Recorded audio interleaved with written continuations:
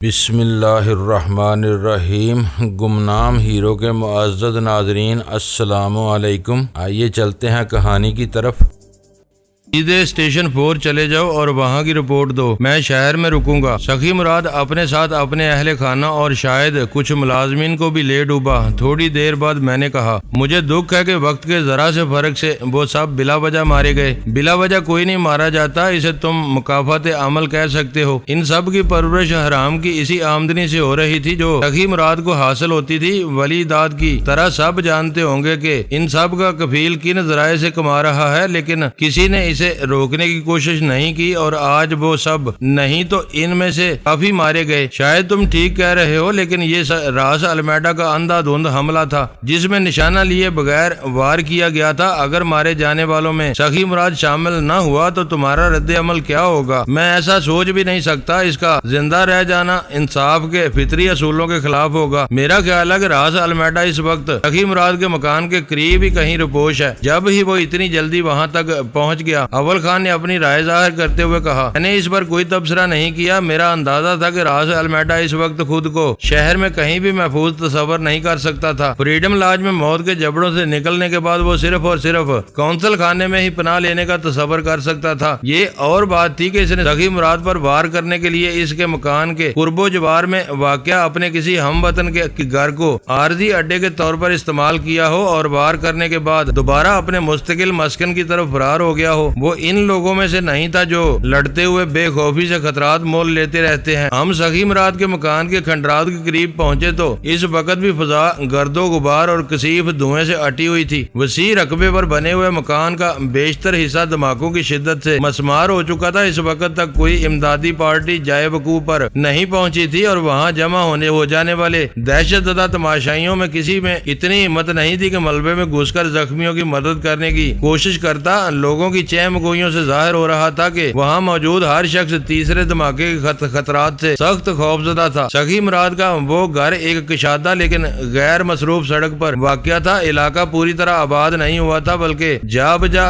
خالی پلاٹ نظر آ رہے تھے۔ بیشتر مقامات پر تعمیراتی سرگرمیاں چل رہی تھی۔ مجموعی طور پر وہ ایسا علاقہ تھا جہاں کوئی بھی اجنبی دوسروں کی نظروں میں آئے بغیر نگرانی وغیرہ کا کام سر انجام دے سکتا تھا۔ اول خان جوش اور انسانی ہمدردی کے جذبے سے مغلوب ہو کر گاڑی سے اترا۔ دروازے مقفل کر کے ہم دونوں منہدم ملبے میں چند ہی قدم بڑھے تھے کہ گہرے دھوئیں نے نتھنوں کے راستے اول خان کے پھیپڑوں پر حملہ کر دیا۔ بارود اور غبار کے مہلک ذرات کی سوزش سے اس پر کھانسی کا شدید دورہ پڑا اور وہ دونوں ہاتھوں سے اپنا سینہ دبائے راستے سے ہی واپس لوٹ گیا۔ تماشائی اسے حیرت اور تحسین کی نظروں سے دیکھ رہے تھے۔ وہ کچھ بھی نہیں کر سکا تھا، لیکن اہم بات یہ تھی کہ اس نے ایک نیک کام کرنے کی اپنی سی کوشش ضرور کی تھی۔ شدید کھانسی نے اول خان کو بے حال کر دیا تھا۔ آنکھیں سرخ ہو گئی تھیں اور ان سے پانی رواں ہو گیا تھا۔ میں اسے سہارا دے کر گاڑی تک لایا اور دروازہ کھول کر پیسنجر سیٹ پر بٹھا دیا۔ مزدور طبقے کے کچھ لوگ ہماری گاڑی کے گرد جمع ہونے لگے تھے۔ میں نے وہاں مزید رک کر تماشا بننے کی بجائے تیزی سے گاڑی آگے بڑھا دی۔ اس بار میرا رخ اپنے گھر کی طرف تھا۔ یہ بھی مکافات عمل کا ہی ایک حصہ ہے۔ اول خان کی کھانسی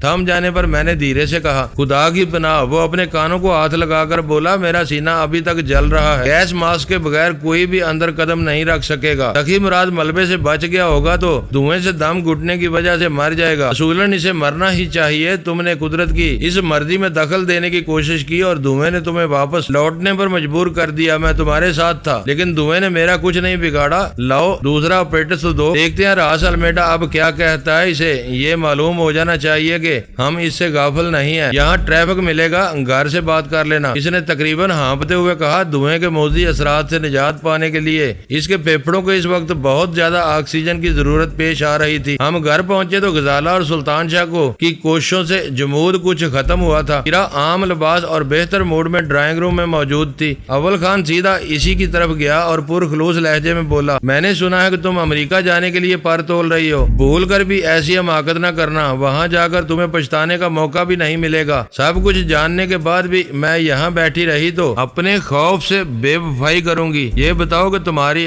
راس المیڈا کی کیا خبریں ہیں؟ ڈینی اس کے خاتمے کے بارے میں بہت پر امید ہے۔ اس نے چلاکی سے بات بدل دی۔ ہم اسی کے پیچھے گئے تھے۔ وہ سخی مراد کے مکان کو تباہ کر کے نکل گیا۔ ویرا کے ہونٹوں پر احتجاجیہ مسکراہٹ پھیل گئی اور وہ بولی، میری چھٹی اس کہہ رہی تھی کہ وہ ایک بار پھر کسی چمکتی مچھلی کی طرح پھسل کر ہاتھوں سے نکل جائے گا۔ وہ لومڑی کی طرح مکار اور بیڑیے کی طرح خونخوار درندہ ہے۔ جو شخص امریکہ کے صدر کو اپنے ایک حلیف کے قتل پر مجبور کر سکتا ہو وہ عام آدمی سے بہت مختلف ہوتا ہے اور اس سے اسی طرح نمٹنا پڑتا ہے۔ اسے یہاں سے نکل جانے دو، میں اسے اس کے گھر پر گھیر کر کسی خارش زدہ کتے کی موت ماروں گی۔ تم میری بات لکھ لو گے، وہ میرا مجرم ہے اور میرے ہی ہاتھوں مارا جائے گا۔ اسے زبردستی یہاں سے نہیں نکالا جا سکتا۔ اول خان نے کفت سے کہا، تم امریکہ جانے پر تل ہی گئی ہو تو کوشش کر کے اسے بھی اپنے ساتھ لیتی جاؤ۔ خاموشی، میں نے ہاتھ اٹھا کر کہا، ذرا میں راس المیڈا کی مزاج پرسی کر لوں۔ میں اپریٹس پہلے ہی آن کر چکا تھا۔ خاموش ہوتے ہی بٹن دبا کر راس المیڈا کے لیے پیغام نشر کرنے لگا۔ کیا بات ہے، تم بار بار مجھے کیوں پریشان کرتے ہو؟ دوسری طرف سے فوراً ہی راس المیڈا کی جلائی ہوئی آواز سنائی دی، تمہارا شکریہ ادا کرنا چاہتا تھا کہ آخرکار تم نے وہی کیا جس کی تم سے توقع کی جا رہی تھی۔ میں نے خوش اخلاقی کا مظاہرہ کرتے ہوئے کہا، مگر پھر فوراً ہی بات میں ٹکڑا لگاتے ہوئے کہا، لیکن تمہارا نشانہ بہت خراب ہے۔ کئی ہلاکتوں کے باوجود سخی مراد زندہ ہے اور اس وقت سرکاری مہمان خانے میں ہے۔ نہیں، یہ نہیں ہو سکتا۔ اس کی سخت آواز میں بے یقینی تھی۔ اس کی خوابگاہ مکان کے اگلے حصے میں ہے، وہ کسی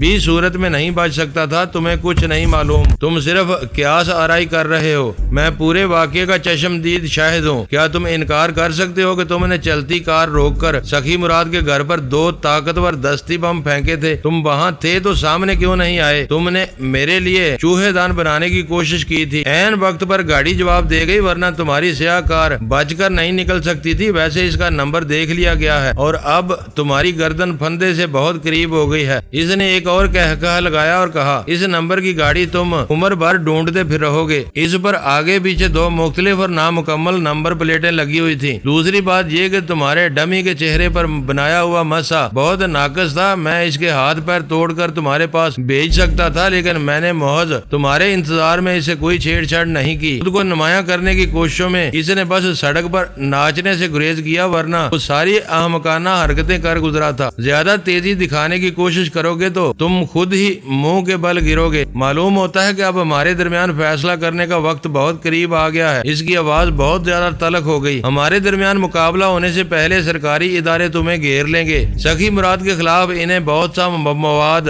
میں دے چکا ہوں، وہ اس سے باز پرس کریں گے اور تمہارا کھوج نکال لیں گے۔ سخی مراد کو یہ سمجھنے میں دقت نہیں ہوگی کہ اس پر ناکام قاتلانہ حملہ تم نے کرایا ہے۔ میں مان ہی نہیں سکتا کہ پاکستان میں کوئی سرکاری ادارہ سخی مراد پر ہاتھ ڈال سکتا ہے۔ یہ اس وقت تک ہوتا ہے جب تک نصیب ساتھ دیتا ہے۔ بد نصیبی کا آغاز ہو جائے تو سب کچھ ہوتا چلا جاتا ہے۔ تمہیں ایک بار راس المیڈا ثابت کر دیا گیا تو راڈنی آرک کے نام سے بنے ہوئے سفری کاغذات تمہارے کسی کام نہیں آ سکیں گے۔ اس بات کو لکھ لو کہ تم پاکستان سے زندہ نہیں نکل سکو گے۔ رفتہ رفتہ تم بہت کچھ جان گئے ہو، اب تمہارا ہٹایا جانا ناگزیر ہو گیا ہے۔ اس کی آواز سرد گراہٹ میں تبدیل ہو گئی۔ تم سب کچھ کر سکتے ہو لیکن مجھے راس المیڈا ثابت نہیں کر سکو گے، اور یہی تمہاری سب سے بڑی شکست ہوگی کہ کوئی تمہاری بات پر اعتبار نہیں کرے گا۔ تم کو شاید یاد نہیں رہا کہ تم نے فریڈم لاج میں اپنے خلاف ایک مضبوط گواہ چھوڑ دیا تھا۔ تم کس کی بات کر رہے ہو؟ ان تینوں کو میں نے اپنے ہاتھوں سے ہلاک کیا تھا۔ میرا نشانہ اتنا بے خطا ہوتا ہے کہ ایک گولی کھانے والا دوسرا سانس لینے کے قابل نہیں رہتا۔ میں ان تینوں کی نہیں، مس للی ہاروے کی بات کر رہا ہوں۔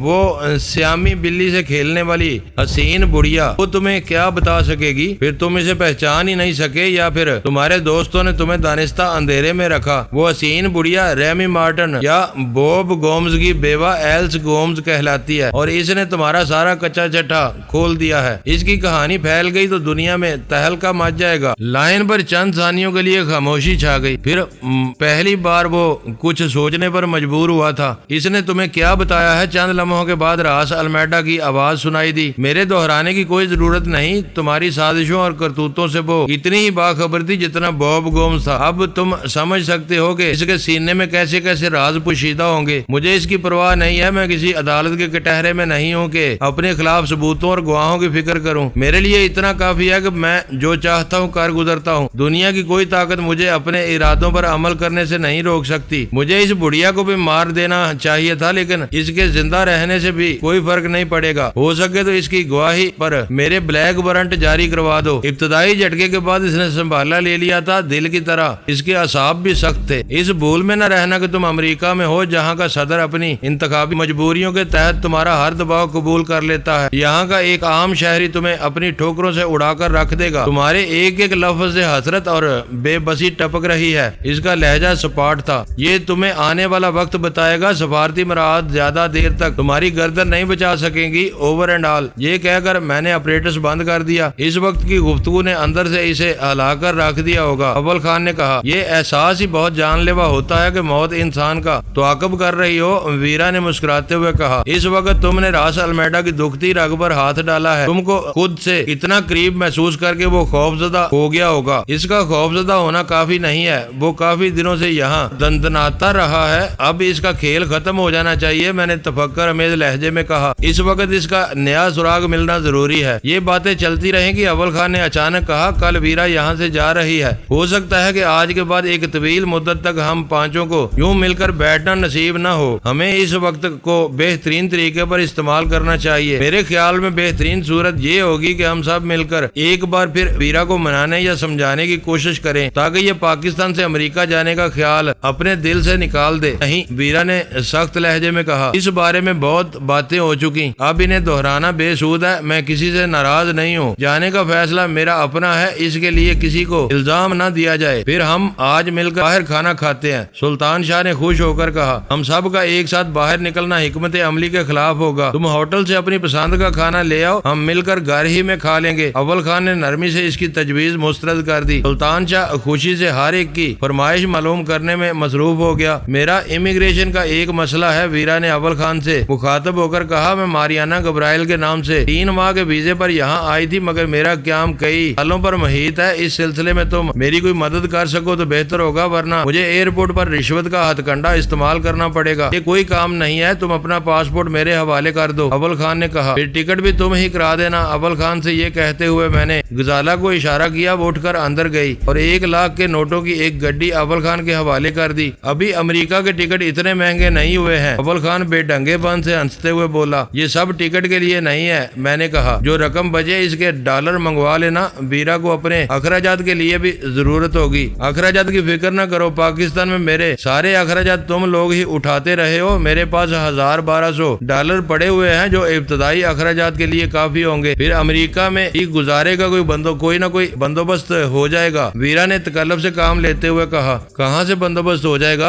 अव्वल खान ने इसे घूर कर पूछा, नौकरी करोगी या वहाँ? वीरा अव्वल खान के इस सवाल पर देर तक हंसती रही, फिर बोली, जिमी लाइट के जमाने में मुझे पूरे अमेरिका के जेरे जमीन हलकों में जबरदस्त शोहरत हासिल थी। वहाँ बेशुमार गैर कानूनी कारोबार चलाने वालों में सैकड़ों ऐसे शरीफ बदमाश होंगे जो जिमी लाइट के जाती एहसानात की वजह से मेरा एहतराम करें। मैं जहाँ भी गई खातर तवाज़ु के साथ 2-4 हजार डॉलर लेकर उठूंगी। हमारी लाइन के लोग नौकरियां करते हैं, न ऐसी पाबंदियां इन्हें रास आती हैं, फिर भी जिंदगी ठाठ से बसर होती है। फिर भी तुम डॉलर मंगवा लो, ये हमारी तरफ से वीरा के लिए एक हकीर तोहफा होगा। अव्वल खान से बात करके मैं वीरा की तरफ मतवज्जो हो गया। तुम्हें मालूम है कि गन बोर्ड की फरोख्त से हासिल होने वाली खतीर रकम मेरे पास मौजूद है। तुम चाहो तो मजीद रकम ले सकती हो। मुझसे ज्यादा इस रकम की जरूरत तुम्हें और गजाला को है। इसने ऐसे लहजे में कहा जिसकी कसक मेरे सिवा शायद किसी और को महसूस न हो सकी हो। यहाँ जो कुछ है इस पर सबका बराबर हक है। गजाला ने मुस्कुराकर वीरा का जवाब दिया, तुम वापस आओगी तो अपना हिस्सा महफूज पाओगी। हम कनात पसंद लोग हैं, ज्यादा इसराफ नहीं करेंगे। इसी वक्त मुझे याद आया कि अव्वल खान के आदमी ने स्टेशन 4 पहुंचकर इसे कोई रिपोर्ट नहीं दी थी। अव्वल खान बातों में लगकर स्टेशन 4 को भूल ही गया था, लेकिन स्टेशन 4 के साथ ही इसे अपना वो आदमी याद आया जो स्याह कार के नाकाम ताक़ुब के बाद अपनी मोटरसाइकिल पर स्टेशन 4 की तरफ रवाना हुआ था। अव्वल खान को यकीन था कि वो स्टेशन 4 पहुंच गया होता तो सबसे पहले ऑपरेटर्स पर इससे राब्ता करता। इसकी तरफ से रिपोर्ट न मिलने का एक ही सबब हो सकता था कि इसे रास्ते में कोई हादसा पेश आ गया हो या रास्ते में इसकी मोटरसाइकिल जवाब दे गई हो। इसने पहले अपने आदमी की खैर खबर लेने का फैसला कर लिया। वो काफी देर तक इसके लिए पैगाम देता रहा, लेकिन दूसरी तरफ मुकम्मल सुकूत छाया रहा। वो सूरत हाल परेशान कुन थी। अव्वल खान की पेशानी पर पुरतशवीश लकीरों का एक जाल सा फैलता चला गया। इधर से मायूस होकर अव्वल खान ने फोन पर स्टेशन 4 का नंबर نمبر ملایا تو ادھر سے انگیج ٹون سنائی دے رہی تھی، دوسرے نمبر پر بھی یہی کیفیت طاری تھی۔ اول خان پرتشویش اور ہیجان کے عالم میں باری باری دونوں نمبر ملانے کی کوشش کرتا رہا، لیکن اپنے دفتر کے کسی آدمی سے رابطہ کرنے میں کامیاب نہیں ہو سکا۔ سمجھ میں نہیں آتا کہ ایک دم سب رابطے کیسے ختم ہو گئے۔ وہ دونوں ہاتھ اپنی پشت پر باندھ کر اضطراری حالت میں ٹہلتے ہوئے بڑبڑایا، آپریٹرز والا لاپتہ ہے، فون مسلسل انگیج ہے۔ اس کی بڑھتی ہوئی پریشانی دیکھ کر میں فون ملانے کی کوشش کرنے لگا، لیکن میری کوششیں بھی بے نتیجہ ثابت ہوئیں۔ اب کے ہنستے مسکراتے چہروں پر اچانک تشویش اور پریشانی کے سائے لہرانے لگے۔ اس وقت تک سلطان شاہ کھانے کا ساز و سامان لینے کے لیے جا چکا تھا۔ عجیب اور لرزہ خیز اتفاق ہے، میں نے اپنی جگہ چھوڑ کر اول خان سے کہا، تم ٹیلی فون کے محکمے سے معلومات کیوں نہیں لیتے؟ اول خان کی آنکھیں چمک اٹھی، وہ تیزی سے فون کی طرف لپکا اور اس محکمے کے کسی خاص افسر کا نمبر ملانے لگا۔ محکمہ ٹیلی فون کے شکایت کے عام نمبروں کے برعکس وہ نمبر فوراً ہی مل گیا۔ اول خان نے کسی کوڈ کے حوالے سے اپنے نمبروں کے بارے میں استفسار کیا تو لائن ہولڈ کرانے کے تقریباً 1.5 منٹ بعد اسے بتایا گیا کہ انسٹرومنٹس کے ریسیور غلط رکھے ہوئے تھے یا پھر تاروں کے کنیکشن خراب ہو گئے تھے۔ اول خان کی استدعا پر فوراً ہی عملہ بھیجنے کا وعدہ کر لیا گیا۔ اگر ایک نمبر کی بات ہوتی تو یہ سمجھا جا سکتا تھا کہ ریسیور غلط رکھا گیا ہوگا، لیکن وہاں دونوں لائنوں کا ایک ہی حال تھا۔ وہ صرف ریسیور کی بات نہیں تھی، کوئی اور ہی گڑبڑ تھی۔ مجھے وحشت ہو رہی ہے، میں دفتر جا رہا ہوں، اول خان نے ٹہلتے ٹہلتے کہا۔ اندرونی خلفشار اور پریشانی کے باعث اس کی پیشانی پسینوں میں ڈوب چکی تھی۔ میں بھی تمہارے ساتھ چل رہا ہوں، میں اٹھ کر کھڑا ہوا۔ اس ڈرامائی صورتحال پر سب دم بخود رہ گئے تھے۔ ہم دونوں نکاسی کے راستے کی طرف بڑھے ہی تھے کہ فون کی گھنٹی چیخ اٹھی۔ میں نے تیزی سے پلٹ کر ریسیور اٹھا لیا۔ سر، یہ ڈینی صاحب کا گھر ہے۔ ایک سخت اور کھردری آواز میرے کان میں گونجی۔ اول خان صاحب کو تلاش کر کے خبر کر دیں کہ اسٹیشن پر بڑا حادثہ ہو گیا ہے۔ میرا نام ببر علی ہے، میں نے ان کے گھر بھی پیغام چھوڑ دیا ہے، فون نکارا ہو گئے ہیں۔ میں سہراب گوٹھ چنگی سے فون کر رہا ہوں۔ اپنے فطری تجسس کی وجہ سے میں درمیان میں دخل دیے بغیر اس کی پوری بات سنتا رہا، پھر کہا، میں اول خان سے بھی بات کراتا ہوں، مگر وہاں کیا حادثہ ہوا ہے؟ صاحب، سیامی بلی زبردست دھماکے سے پھٹ گئی۔ میں نے اتنی بات سنتے ہی ریسیور اول خان کی طرف بڑھا دیا۔ میرے ذہن میں اچانک راس المیڈا کا ایک فکرہ گونجنے لگا۔ اس نے ایلس گومز کے لیے خاص طور پر بلی سے کھیلنے والی حسین بڑھیا کے الفاظ استعمال کیے تھے۔ کہیں وہ مجھے کوئی بات جتانی تو نہیں چاہ رہا تھا؟ میں نے خاموشی سے ببر علی کا پیغام سنا تھا اور اپنی زبان سے کچھ کہے بغیر ریسیور اول خان کے حوالے کر دیا تھا۔ ببر علی نے مجھے جو کچھ بتایا تھا وہ بہت ہولناک تھا۔ اگر ایلس گومز کی سیامی بلی اسٹیشن 4 میں دھماکے سے پھٹ گئی تھی تو حادثہ یقیناً سنگین رہا ہوگا۔ اس دھماکے کی تباہ کاری کا سب سے بڑا ثبوت یہ تھا کہ اسٹیشن 4 کے فون نکارا ہو چکے تھے اور ببر علی کو اول خان سے رابطہ کرنے کے لیے سہراب گوٹھ کی چنگی تک آنا پڑا تھا۔ ایلس نے نہایت معصومانہ بے بسی کا اظہار کرتے ہوئے اول خان سے پومی نامی اپنی سیامی بلی کی تلاش کی فرمائش کی تھی، جو چند گھنٹوں میں پوری کر دی گئی تھی۔ مجھے پومی کی اہمیت کا کچھ اندازہ اس وقت ہوا تھا جب راس المیڈا نے اس کے لیے سیامی بلی سے کھیلنے والی حسین بڑھیا کا احتجاجیہ فکرہ استعمال کیا تھا، لیکن اس وقت بھی یہ بات میرے سان و گمان میں نہیں آ سکی تھی کہ پومی پالتو بلی کے روپ میں کوئی بارودی ہتھیار بھی ثابت ہو سکتی ہے۔ اول خان نے ببر علی کی زبان سے اسٹیشن 4 پر رونما ہونے والے المناک سانے کی خبر سنی تو وہ بے اعتباری سے تقریباً چیخ اٹھا۔ اس کے اضطراری رد عمل نے دوسروں کو بری طرح چونکا دیا تھا۔ فون پر اول خان کے سوالات بے ربط اور کم و بیش بالکل وہی تھے جو بری خبر سننے کے بعد میرے ذہن میں پیدا ہوئے تھے۔ میں اول خان کا کہا ہوا ہر لفظ سن رہا تھا، مگر ببر علی کے جوابات میری سماعت کی دسترس سے باہر تھے۔ ببر علی اول خان کے آدمیوں میں یقیناً کسی اہم مرتبے کا مالک تھا۔ ان دونوں کی گفتگو بہت زیادہ طویل نہیں تھی۔ اسٹیشن 4 کے بارے میں تازہ ترین معلومات حاصل کرنے کے بعد اول خان نے اسے امدادی کارروائیوں کے بارے میں مختصر مگر جامع ہدایت دی اور فون کا سلسلہ منقطع کر دیا۔ اس وقت وہ اپنے بشرے سے بہت فکر مند نظر آ رہا تھا، آنکھیں گہری سوچ میں ڈوبی ہوئی تھی اور پیشانی پر پسینے کی بوندیں چمک رہی تھی۔ سب کی متجسس نگاہیں اس کے چہرے پر مرکوز تھی، لیکن کوئی بھی اس سے سوال کرنے میں پہل کرنے کی ہمت نہیں کر سکا۔ ایلس میرے اندازوں کے برعکس بہت چلاک اور مکار عورت ثابت ہوئی۔ چند ثانیوں کے اعصاب شکن سکوت کے بعد اول خان نے کمرے میں ٹہلتے ہوئے تھکی ہوئی آواز میں کہا، پومی نامی سیامی بلی کے بارے میں اس کا اضطراب بلا سبب نہیں تھا۔ اس نے اپنی سادگی سے مجھے بے وقوف بنایا اور میں نے فریڈم لاج کے کھنڈرات میں سے وہ بلی تلاش کر کے اس تک پہنچا دی۔ مجھے یقین ہے کہ اسے اپنا انجام نظر آنے لگا تھا اور اس نے مایوسی کے عالم میں خودکشی کی ہے۔ اپنی یہ غلطی مجھے مدتوں یاد رہے گی۔ تمہارے آدمیوں کو بھی نقصان پہنچا ہوگا؟ ویرا نے جھجکتے ہوئے سوال کیا۔ اول خان نے لمحہ لمحہ بھر کے لیے ویرا کی طرف دیکھا، پھر ملول آواز میں بتایا ایلس کے چیتڑے اڑ گئے۔ میرے دفتر اور اس سے ملے ہوئے 3 کمروں سمیت پوری بیرک ملبے کا ڈھیر بن گئی تھی، لیکن خدا کا لاکھ لاکھ شکر ہے کہ میرا کوئی آدمی اس حادثے میں کام نہیں آیا۔ صرف 3 آدمی زخمی ہوئے ہیں۔ غنیمت یہ ہوا کہ وہ تینوں بیرک اور اس کے برآمدے سے باہر کھلی فضا میں بیٹھے ہوئے دور سے ایلس کے کمرے کی نگرانی کر رہے تھے۔ انہیں دھماکے سے اڑنے والے ملبے سے نقصان پہنچا ہے۔ وہ براہ راست دھماکے کی زد میں آئے ہوتے تو ایلس کی طرح ان کا بھی پتہ نہ چلتا۔ وہ تفصیل سن کر میری جان میں جان آئی۔ ببر علی نے مجھ سے جو کچھ کہا تھا اس میں جھوٹ کا ذرا بھی شائبہ نہیں تھا، لیکن اس کے الفاظ نے مجھے دہلا دیا تھا۔ مجھے شبہ ہوا تھا کہ شاید سیامی بلی کے دھماکے نے پورے اسٹیشن 4 ہی کو اڑا دیا تھا، مگر وہاں کی صورتحال اتنی زیادہ خراب نہیں تھی۔ وہاں ہونے والے مالی نقصان کا تخمینہ جو کچھ بھی رہا ہو، یہ بات اطمینان بخش تھی کہ ایس ٹی ایف کا کوئی آدمی ضائع نہیں ہوا تھا۔ اسپیشل ٹاسک فورس کا اصل اثاثہ اس کے جوان ہی تھے، جن کا کوئی بدل نہیں تھا۔ سازو سامان اور عمارت تو پیسے کے بل پر 10 بار حاصل کی جا سکتی تھی۔ ذرا سی دیر ٹھہرو۔ اول خان کو روانگی پر آمادہ پا کر میں نے آہستگی سے کہا، تم خود بتا رہے ہو کہ وہاں کسی کو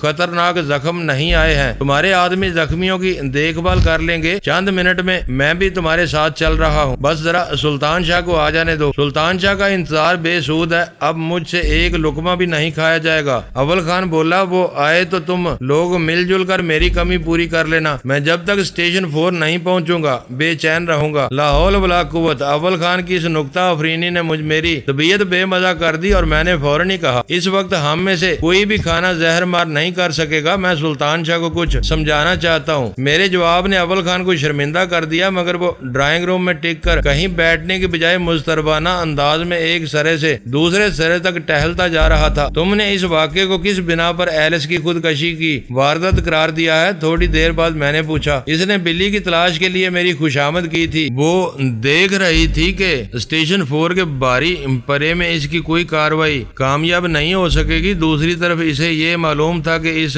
کے بغیر بلی کے بدن کے کسی حصے میں کوئی ایسا ڈیٹونیٹر وغیرہ موجود ہے تو اس کے ساتھ بہت کچھ اڑا سکتا ہے۔ بلی پر قابو پانے کے بعد اپنے فیصلے پر بہت اچھی طرح غور و خوض کیا اور پھر خودکشی کر لی۔ اس واقعے کے بارے میں اس کے سوا کوئی اور بات نہیں کہی جا سکتی۔ اول خان روانی سے کہتا چلا گیا، تم ٹھیک کہہ رہے ہو۔ ویرا نے اس کی تائید کی۔ اس واقعے میں المیڈا سے منسوب نہیں کیا جا سکتا۔ قومی ایلس کی پالتو بلی اور اس راس المیڈا کے فریڈم لاج پہنچنے سے پہلے وہاں رہ رہی تھی۔ مجھے شک ہے کہ بوب گومزی نے کسی برے وقت میں اپنی اور ایلس کی زندگی کے خاتمے کے لیے اس سیامی بلی کے جسم میں کوئی طاقتور بم نصب کرائی ہو۔ وہ راس المیڈا کے ہاتھوں مارا گیا۔ ایلس اس سے واقف تھی۔ اس نے عذاب میں گر کر زندہ رہنے کے بجائے بلی کے ذریعے اپنی زندگی کا خاتمہ کر لیا۔ اس وقت یہ حادثہ پیش نہ آیا ہوتا تو میں راس المیڈا کے بارے میں کچھ اور ہی سوچ رہا تھا۔ اول خان متاسفانہ لہجے میں بولا، اب بھی اسے معاف نہیں کروں گا۔ اسے پتہ چلنا چاہیے کہ وہ پاکستان کی سرزمین پر وہ اس طرح اپنی من مانیاں نہیں کر سکتا جس طرح وہ امریکہ میں کرتا پھرتا ہے۔ تم اس وقت بھی اپنی سوچ کو عملی جامہ پہنا سکتے ہو۔ میں نے اسے اکسایا، تم میری ذہنی کیفیت کا اندازہ نہیں لگا سکتے۔ اس نے لمحہ بھر اپنا نچلا ہونٹ دانتوں میں دبائے رکھنے کے بعد جواب دیا، اسٹیشن 4 کے فون بند ہونے کا سبب سامنے آ چکا ہے۔ اب مجھے اس آدمی کی فکر ہے جو سخی مراد کے گھر پر بموں سے حملہ کرنے والی کار کے ناکام تعاقب کے بعد اسٹیشن 4 جا رہا تھا۔ میرے منہ سے ایک بے ساختہ اور تحیر زدہ آواز نکلی۔ یہ تھی کہ میں عارضی طور پر اس شخص کو یکسر فراموش کر بیٹھا تھا۔ اس کے پاس اپریٹس تھا۔ اول خان نے اپنی بات جاری رکھتے ہوئے کہا، اگر موٹر سائیکل جواب دے گئی تھی تو شہر کے آخری حصے پر بھی اپنے ٹرانسمیٹر پر مجھ سے رابطہ کر سکتا تھا۔ یہ کیسا عجیب اتفاق ہے کہ اسٹیشن 4 کے فون ایلس نے نکارا کر دیے اور میرا اپریٹس والا آدمی پورے اسرار طور پر غائب ہے۔ بات ذرا سی بے رحمانہ تھی، مگر میں یہ سوچے بغیر نہیں رہ سکا کہ اسے ملک کے بلائی علاقوں کی طرف جانے والی بھاری ٹریلروں اور دوسرے تمام ٹریفک کے لیے نیشنل ہائی وے پر سہراب گوٹ کے 2 ہی راستے تھے۔ ان میں سے سپر ہائی وے استعمال ہوتی تھی۔ مجھے خدشہ تھا کہ کہیں اول خان کا موٹر سائیکل سوار آدمی کسی حادثے کا شکار نہ ہو گیا ہو، مگر میں نے اول خان پر اپنا یہ خیال ظاہر نہیں کیا۔ موٹر سائیکل غیر محفوظ سواری ہوتی ہے، ویرا نے اسے تسلی دی۔ اس پر تیز رفتاری سے سفر کرنے والے کی جیب سے کوئی بھی چیز گر سکتی ہے۔ ٹرانسمیٹر ایک نازک اور حساس آلہ ہوتا ہے۔ وہ اول خان اس کی بات پوری ہونے سے پہلے بول پڑا۔ وہ کوئی عام موٹر سائیکل سوار نہیں تھا۔ دشمن کے مقابلے پر میدان میں اترے ہوئے جیالوں کو اپنے مواصلاتی آلات ہر چیز سے زیادہ عزیز ہوتے ہیں۔ مواصلات کا سلسلہ برقرار رہنے یا ٹوٹ جانے پر ہی ہر بڑی اور چھوٹی لڑائی میں ہار جیت کا فیصلہ ہوتا ہے۔ اول خان کے اس سخت جواب پر ویرا نے چپ سادھ لی اور کسی سوچ میں ڈوب گئی۔ میں اول خان کی لمحہ بے لمحہ بڑھتی ہوئی بے چینی کو بھانپ رہا تھا۔ سلطان شاہ کو گئے ہوئے زیادہ دیر نہیں ہوئی تھی۔ اگر وہ اپنے سامنے خورد و نوش کی تازہ اشیاء بنوانے کا فیصلہ کر لیتا تو اس کی واپسی میں دیر لگ سکتی تھی۔ میں نے فیصلہ کر کے اپنی جگہ چھوڑ دی اور غزالہ سے کہا سلطان شاہ آ جائے تو اسے گھر میں روکے رکھنا، وہ جہانگیر کی بھی خیر خبر لے لے۔ مجھے ڈر ہے کہیں سخی مراد نے اپنے لوگوں کو یہ نہ بتایا ہو کہ ولی داد جہانگیر کو گھیرنے کے نتیجے میں کسی آفت کا شکار ہوا ہو۔ میری اس بات پر اول خان چونک پڑا۔ تم صحیح خطوط پر سوچ رہے ہو۔ اس وقت سخی مراد کے حامی تمہارے لیے راس المیڈا سے زیادہ خطرناک ثابت ہو سکتے ہیں۔ ابھی تو یہ بھی پتہ نہیں چل سکا کہ راس المیڈا کے کیے ہوئے دھماکوں میں سخی مراد زندہ بچا ہے یا مر چکا ہے۔ تمہیں گھر پر ہی رکنا چاہیے۔ نہیں، میں تمہارے ساتھ اسٹیشن 4 چل رہا ہوں، میں نے اصرار کیا۔ تم یہیں رکو گے؟ اول خان نے سختی سے یہ کہتے ہوئے اپنا اپریٹس نکال کر میری طرف بڑھا دیا۔ میں اسٹیشن 4 پر وہاں کے مسائل میں گرا رہوں گا، یہ تم رکھ لو۔ موٹر سائیکل والے کا نام اسرار ہے، اس کا کوئی بھی پیغام آئے تو تم اپنے طور پر فیصلہ کر کے عمل کر ڈالنا۔ شہر سے باہر اسٹیشن 4 میں اول خان کی ضرورت تھی اور شہر میں بھی کئی معاملات توجہ طلب تھے۔ چند ثانیوں کی بحث کے بعد مجھے ہتھیار ڈالنے پڑ گئے اور اول خان اکیلا اسٹیشن 4 کے لیے رخصت ہو گیا۔ اب میرے پاسپورٹ اور ٹکٹ کا کیا بنے گا؟ اول خان کے چلے جانے کے بعد ویرا پور تشویش لہجے میں بولی۔ اول خان بے دھیانی میں 1 لاکھ کے نوٹوں کی گڈی اپنے ساتھ لے گیا تھا، لیکن ویرا کا پاسپورٹ اس کے حوالے کرنے کی نوبت ہی نہیں آ سکی تھی۔ اس کے چلے جانے کے بعد مجھے خیال آیا کہ ہم لوگوں کے پاس گن بوٹ کی فروخت سے حاصل ہونے والے بیشتر رقم ڈالروں کی صورت میں موجود تھی۔ ہم اس میں سے نسبتاً چھوٹی چھوٹی رقمیں اپنی ضروریات کے لیے مقامی کرنسی میں تبدیل کراتے رہتے تھے۔ ویرا کو ضرورت ہوتی تو ہم کسی دقت کے بغیر اسے ڈالروں کی صورت میں خطیر رقم دے سکتے تھے۔